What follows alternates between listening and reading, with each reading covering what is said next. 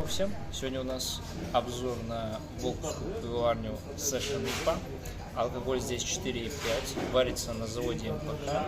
Я, честно, не знаю, что от него ожидать. Я пробовал обычную ИПу, она довольно хорошая.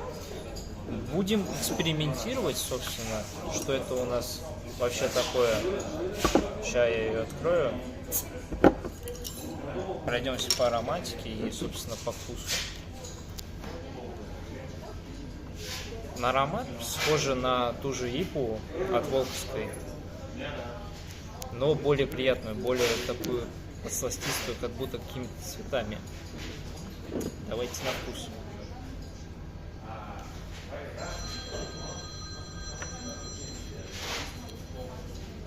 На вкус менее горчит, более приятная. Чувствуется прям хороший сборник цветов и хорошая сладость. Пару бутылочек можно взять, я советую.